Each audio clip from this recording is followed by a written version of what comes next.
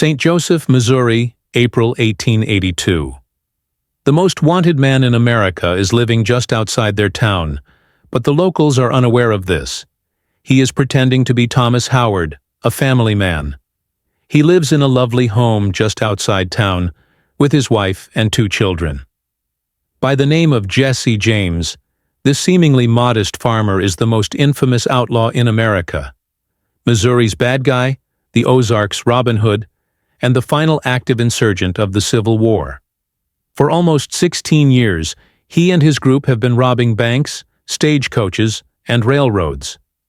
By 1882, Jesse James had several bounties on his head. The governor of Missouri offered $10,000 to anyone who could bring him in, be it a detective, a police officer, or just a regular person. The reward was enormous. He was constantly being pursued by law enforcement, but he was always able to stay one step ahead of them. Robert Ford, a new potential gang member, is meeting with Jesse James on April 3, 1882. Bob Ford has a darker plan in mind. After learning of the $10,000 reward, Bob Ford believed this was his opportunity. He then draws his weapon. He instantly kills Jesse James by shooting him in the back of the head. Jesse James's passing is very significant. His passing is causing a stir across the nation. Even though Jesse James' run is officially over, treasure seekers are still fascinated by what he left behind. We are aware that Jesse James must have amassed millions of dollars through his involvement in numerous heists. However, we haven't discovered any of it, so we don't know where it all went. Perhaps he didn't even gather everything in one location. His early years spent on the American frontier are where his story starts. Born in 1847, Jesse James comes from a southern-leaning family. They own slaves and reside in western Missouri, despite their lack of wealth. And as Jesse is growing up, the Civil War breaks out, and those southern sympathies are greatly heightened. Frank, his older brother, later joins a group called the Bushwhackers. To be clear, the Bushwhackers are fighting in a guerrilla fashion. Officially, they have no affiliation with the Confederate military. It's far more savage. They would occasionally beat or kill innocent bystanders in addition to surprising and engaging soldiers. It was bloody and vicious. It was most likely the bloodiest period of the Civil War. The Union patrols and soldiers knew that Frank was out there committing atrocities, and they were searching for him. Therefore, his house would be the ideal location. In search of Frank James, they rode on to the James farm. They also failed to locate Frank. Jesse was present, but Frank wasn't. Where is he? They severely beat him while strapping him to a plow. They entered the house on horseback. His mother was horsewhipped. His stepfather was then hanged until he suffered irreversible brain damage. Jesse James is truly inspired by this moment. Then, in 1869, the name Jesse James became well known due to a bold bank job. In Gallatin, Missouri, Jesse and Frank James decide to rob a bank. When Jesse entered, he immediately killed him. Without asking any questions, he drew his gun and fired. His reputation as the toughest, most swaggering outlaw in the West is established after the Gallatin shooting. Around this time, James and his brother Frank joined forces with Cole Younger and his 2 younger brothers, one of their former Confederates, to create the James Younger Gang, one of the most well-known gangs in Old West history. The James Younger Gang robbed one of the biggest railroads in the Midwest on January 31, 1874. The Little Rock Express, which is scheduled to stop in the tiny Missouri town of Gads Hill, is the target of the gang. Due to the town's small size, James and his cronies successfully capture the entire town. After gathering everyone, they proceed to this train station. The train can be diverted onto a side track. They take the conductor and leap out from beneath the platform. Therefore, in addition to robbing the passengers, the actual target was the train's gold bullion and cash.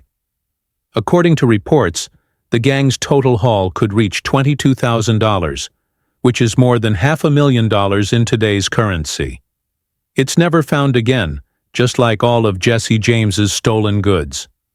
The Gads Hill heist was the most well-known and profitable heist they had ever committed. According to legend, the James Younger gang discovers that the Mexican government has sent a mule train carrying gold bars up through the state of Chihuahua, which is just across the border, and that this leads to the next big score. It would have weighed more than 6,000 pounds, or more than 3 tons if the $2 million in gold that was rumored to have been involved was accurate. The gang uses some of their bushwhacker skills to steal up to 18 gold-laden mules and transport them across the border, through the Texas plains, and into Oklahoma. They are in the middle of Indian Territory when a massive blizzard strikes. After struggling through at least a foot of snow, the group concludes that they won't be able to transport all of this gold through the blizzard. In a cave, they conceal it. After that, he drafts a contract uniquely.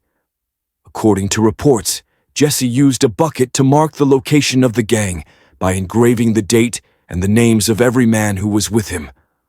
Why not come back for the treasure, we might ask? The answer is that the James Younger gang decides to rob a bank in Northfield, Minnesota, almost immediately. Jesse James learns that 2 of the most well-known Union generals from the Civil War, Adelbert Ames and Benjamin Butler, own $75,000 in the Northfield Bank, and it turns into a target he can't resist. Currently, Northfield, Minnesota, is a thriving milling town with a population of roughly 2,000. Admittedly, this is a unique target. The fact that this was so far away, that they were unfamiliar with the terrain, and that they had no allies there worried Frank and Cole. The James gang thus arrives in town by horseback. If questioned, they pose as cattle buyers. 2 people follow Frank into the bank. The other members of the group remained outside to provide protection. They were to shoot and alert the others if something went wrong. Just a few minutes after Frank walks into the bank, a town resident who is allegedly the owner of a hardware store yells, "They're robbing the bank!" and he starts handing out rifles.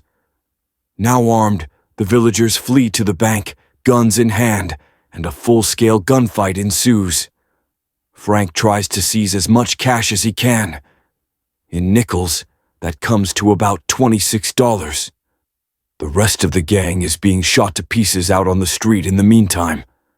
The men are blown up. Jim Younger's jaw was shot through. When it was all over, Cole Younger had 11 bullet wounds. In the end, Frank was shot in the knee.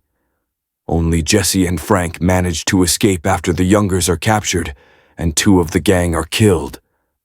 Following this disastrous heist, Jesse James's heyday is essentially over. We now know why no one would return to get that money, at least not right away. The gang has disbanded, the heat is on like never before, and Jesse James has lived under the alias of Thomas Howard for 3 years. Governor Crittenden of Missouri offered Jesse James a $10,000 reward in 1881. Everyone wants a piece of the reward when it's placed on someone's head. He meets Bob and Charlie Ford at that point. Jesse was shot in the back of the head when they approached him. April 3rd, 1882,